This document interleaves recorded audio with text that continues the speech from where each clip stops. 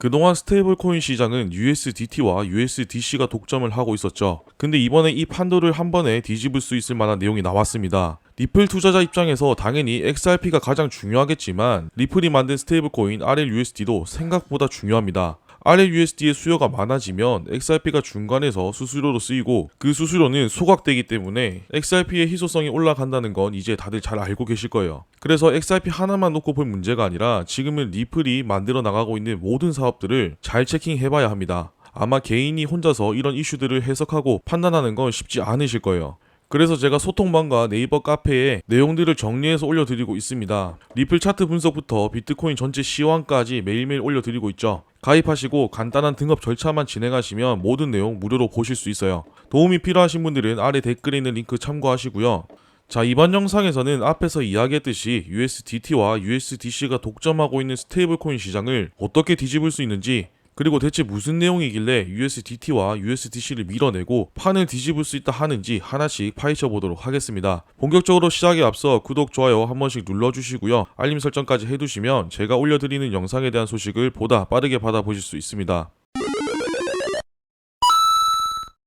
DBS와 프랭클린 템플턴 그리고 리플이 함께 새로운 금융 구조를 만들었습니다. 이번 협력의 핵심은 기존 금융 상품과 블록체인 자산을 직접 연결했다는 점입니다. 먼저 프랭클린 템플턴은 미국 달러 기반 머니마켓 펀드를 토큰화한 SG 벤지라는 상품을 내놨어요. 이건 원래 기관 투자자들이 단기 유동성을 관리할 때 많이 활용하는 펀드인데 이번에는 블록체인에서 토큰 형태로 발행했습니다. 여기에 리플 스테이블 코인 RLUSD가 붙어요. RLUSD는 XRP 레저 기반으로 만들어졌고 기관 투자자가 안정적인 달러 자산에 접근할 수 있도록 설계된 코인이죠. 그리고 DBS는 단순히 거래소 역할만 하는 게 아닙니다. 자체 디지털 거래소를 통해 공인 투자자와 기관 투자자가 규제된 환경에서 거래할 수 있도록 지원합니다. 또한 DBS가 담보 관리와 청산 역할까지 맡으면서 안정성도 보장해요. 이 구조를 통해 기관 투자자는 RLUSD와 SG 벤지를 마치 환전하듯 교환할 수 있습니다. 예를 들어 변동성이 큰 시장 상황에서 RLUSD를 SG 벤지로 바꿔두면 안정적인 수익과 유동성을 동시에 확보할 수 있고 필요하면 다시 RLUSD로 되돌려 빠르게 결제 자산으로 활용할 수 있습니다. 즉 이번 협력은 프랭클린 템플턴이 상품을 제공하고 리플이 유동성을 공급하며 DBS가 인프라와 규제 환경을 책임지는 구조인 거예요.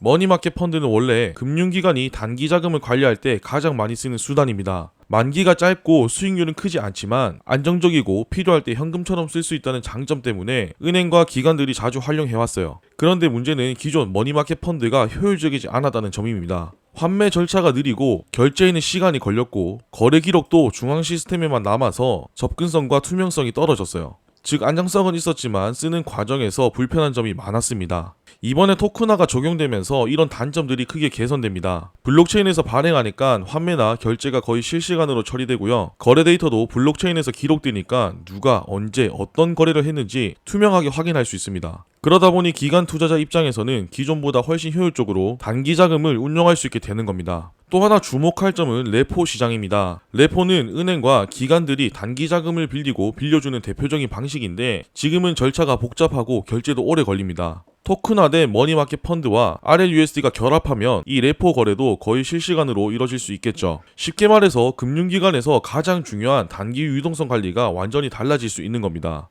따라서 이번 협력은 기관들의 금융 효율성을 크게 높이는 계기가 될 수 있습니다. 단기 자금 관리나 거래 속도 그리고 투명성과 황금성까지 동시에 잡을 수 있기 때문에 기관 입장에서는 기존보다 훨씬 매력적인 환경이 만들어지는 거예요.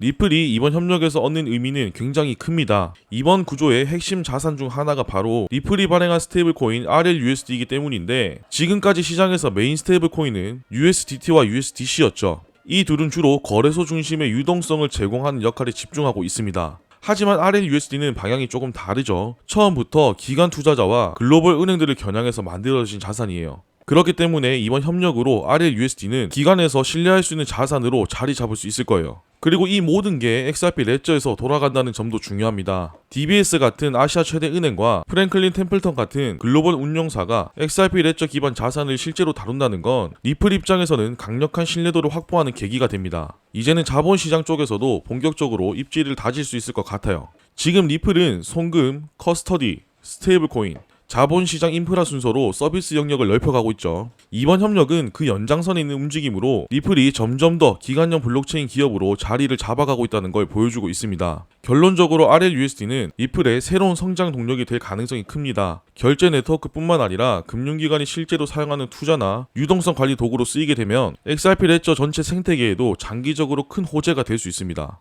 투자자 입장에서 우리가 체크해봐야 될 부분은 크게 3가지 정도로 나눠볼 수 있을 것 같아요. 첫 번째로 실사용이 늘어난다는 겁니다. 지금까지 블록체인이나 스테이블코인 이야기가 나오면 실제로 어디에 쓰이는지 명확하지 않은 경우가 많았죠. 그런데 이번에는 글로벌 은행과 대형 운용사가 직접 상품을 만들고 그 안에 리플의 스테이블 코인이 들어갔습니다. 투자자 입장에서는 말뿐이 아니라 진짜 금융 시스템에 쓰이기 시작했구나 라는 생각을 충분히 할 수 있겠죠. 그리고 두 번째는 가장 중요한 기관 자금 유입입니다. 머니마켓 펀드와 스테이블 코인이 연결되면 기관 투자자들은 블록체인에서도 전통 금융 상품에 접근할 수 있습니다. 이 말은 곧 앞으로 더 많은 기관 자금이 블록체인 네트워크를 타고 흘러 들어올 가능성이 커졌다는 뜻이에요. 이건 차트에 당장 반영되는 것보다 더 중요한 의미일 수 있습니다. 그리고 마지막은 신뢰도 문제입니다. ETF와 마찬가지로 은행과 운용사가 참여하는 상품이 나오면 투자자들이 이건 규제 안에서 돌아가는 자산이구나 하고 받아들이게 됩니다. 리플이 글로벌 금융사와 손잡고 실제 상품을 만들고 있다는 사실 자체가 신뢰도를 높여주고 장기적으로는 XRP 생태계에도 좋은 영향을 줄 수 있어요. 결국 우리는 리플이 금융기관과 만드는 실사용 사례가 늘어날수록 XRP 생태계 전반에 대한 신뢰도와 자금 유입 가능성이 높아진다는 점을 기억해야 합니다.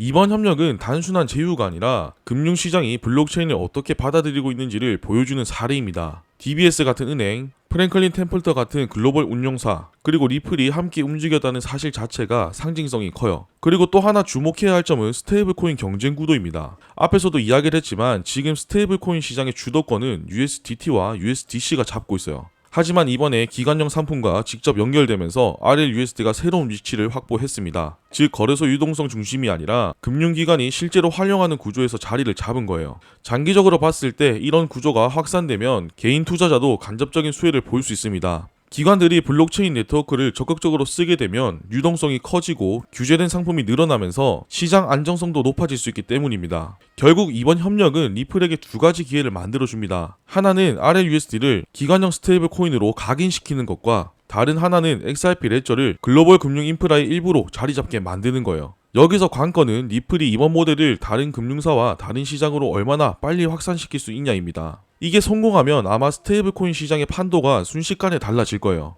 지금 비트코인이 8월부터 하락했던 부분을 피보나치 기준으로 0.618까지 모두 되돌려 놨습니다. 이제 여기서부터 어떻게 흘러가냐가 정말 중요한 자리인데 어제 영상에서도 말씀드렸다시피 앞으로 남은 마지막 상승장은 비트코인이 아니라 메이저 알트코인들 쪽으로 집중될 가능성이 아주 높다고 보고 있습니다.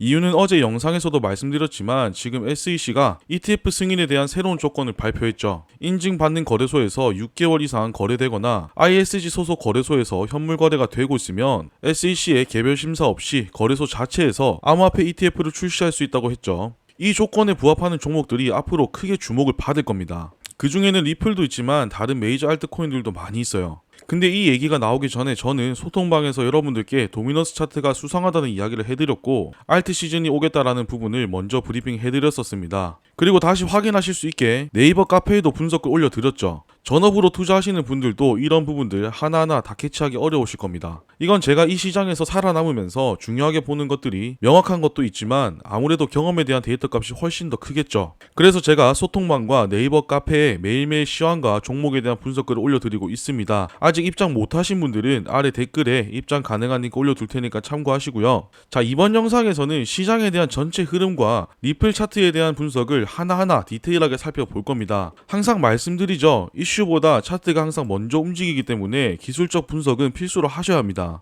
비트코인 날봉으로 큰 흐름을 체크해보면 고점 터치 이후 하락한 부분에 대한 되돌림이 현재 0.618까지 모두 나와주었습니다. 이제 이 구간은 돌파해서 움직여주냐 혹은 조정을 받느냐인데 조정을 받을 경우 하락이 시작되는 지점일 수도 있다는 생각은 마음 한켠에 생각을 해두시는 게 좋지 않을까 생각합니다. 일단 가장 큰 이유는 아직 주봉에서 보이는 헤드앤숄더 패턴이 유지 중이기 때문인데 이 관점이 폐기되기 위해서는 오른 어깨가 머리보다 위로 올라가야만 해당 패턴이 사라집니다. 아무튼 이번 주 주봉이 양봉으로 머리를 넘겨주고 마무리되는 것만이 가장 좋은 베스트 시나리오고 그렇지 못할 경우에는 2가지 시나리오가 있습니다. 하나는 이번 주 주봉이 양봉으로 마감되기는 하나 윗꼬리를 달고 내려온 양봉일 경우 다음 주 주봉이 윗꼬리를 달고 음봉이 나올 가능성도 높습니다. 그리고 두 번째는 확률이 조금 낮긴 한데 이번 주 주봉이 윗꼬리를 달고 음봉으로 마감되는 경우예요. 사실 두 번째 같은 경우는 지금 시장 분위기가 나쁘지는 않아서 확률상 가능성이 낮은 시나리오 중 하나입니다. 자, 그럼 앞에서는 피보나치 되돌림을 8월 고점과 9월 저점에 대입을 했고 0.618까지 현재 되돌림이 나왔다고 했죠. 아직 저항이 나온 것은 아니지만 저항이 나올 수 있는 가능성이 아주 높은 자리이기 때문에 단기 고점 구간이 충분히 될 수 있습니다.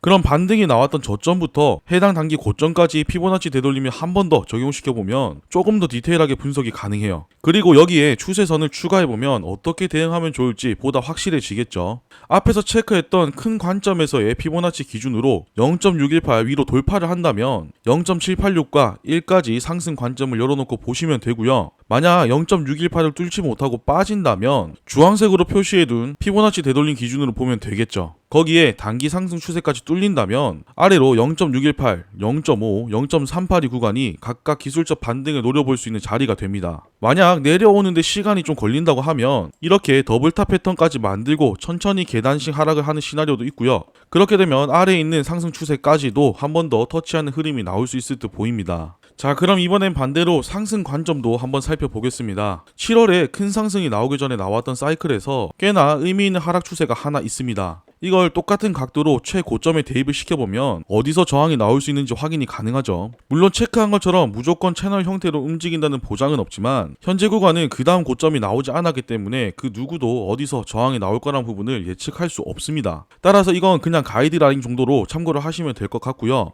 중요하게 보셔야 되는 부분은 피보나치 채널입니다. 피보나치 되돌림과 같은 방식으로 볼 수 있지만 수평이 아닌 추세를 기준으로 채널을 만드는 방식이에요. 보시면 지금 주황색으로 표시해둔 0.382 구간에 대한 터치가 아직 나오지 않았습니다. 여기까지 터치를 하게 되면 대략적인 가격대가 119K 정도 되는데 이 가격대는 어제 시황에서도 제가 의미 있는 저항 구간이라는 거 말씀을 드렸었죠. 그래서 오늘 하루 상승 분위기를 잘 유지한다면 여기까지는 단기간 빠르게 올릴 수도 있지 않을까 생각되는 자리입니다. 물론 앞에서 체크했었던 0.618을 넘어서야만 상승 관점을 볼 수 있다는 거 알고 계셔야 하고요. 아마도 오늘 안으로 어떻게 움직여줄지 판가름이 나지 않을까 싶습니다. 비트코인 차트는 여기까지 체크해보고 이제는 이더리움 차트도 한번 보겠습니다. 지금 이더리움은 작게 삼각수렴 형태로 차트가 움직이고 있습니다. 결국 여기서 아래로 뚫리느냐 위로 뚫고 올라가주느냐가 중요할 텐데 아래로 뚫고 내린다면 피보나치 되돌림으로 체크해둔 0.618, 0.5, 0.382 구간이 기술적 반등을 기대해볼 수 있는 자리입니다.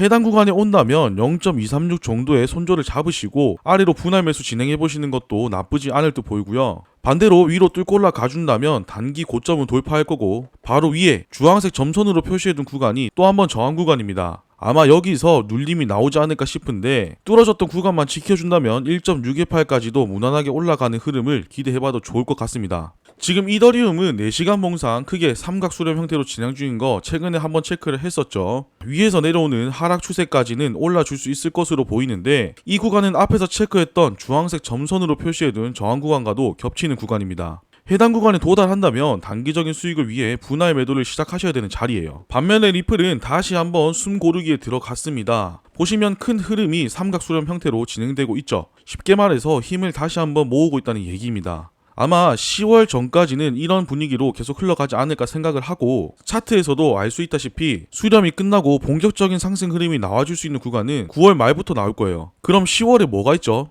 대형 운용사들이 신청해놓은 ETF 승인 결과에 대한 발표가 있죠. 그 시기에 맞춰서 차트가 맞춰지고 있는 듯 보입니다. 조금 지긋지긋하시겠지만 차분히 기다려보시는 게 좋을 것 같아요. 그리고 아직 리플을 매수하지 못하신 분들은 조금 더 기다렸다가 삼각수렴 하단에 도달하면 진입해보시는 게 좋을 것 같고 신규로 진입하신 분들은 이 삼각수렴 하단 이탈 시에는 과감히 정리하시고 다시 진입하시는 게 좋습니다. 왜냐? 여기 아래로 뚫리면 다시 한번 2.7에서 2.8달러까지는 빠질 수 있는 길이 열리기 때문이에요. 실시간으로 진행되는 분석은 영상으로 담기가 어려워서 소통방과 네이버 카페에 제가 내용들 올려드리고 있습니다. 도움이 필요하신 분들은 아래 댓글에 있는 링크 참고해서 입장하시면 되고요. 거듭 말씀드리지만 10월 전까지는 시장이 오르락 내리락 반복하면서 혼동을 많이 주지 않을까 생각을 합니다. 그래도 알트 시즌에 대한 전조 증상은 이미 나왔기 때문에 다들 조금만 힘내시길 바랍니다. 오늘 분석 내용은 여기까지고요. 도움이 되셨다면 구독, 좋아요, 알림 설정 꼭 한 번씩 눌러주시고 저는 또 알찬 내용 준비해서 돌아오도록 하겠습니다. 감사합니다.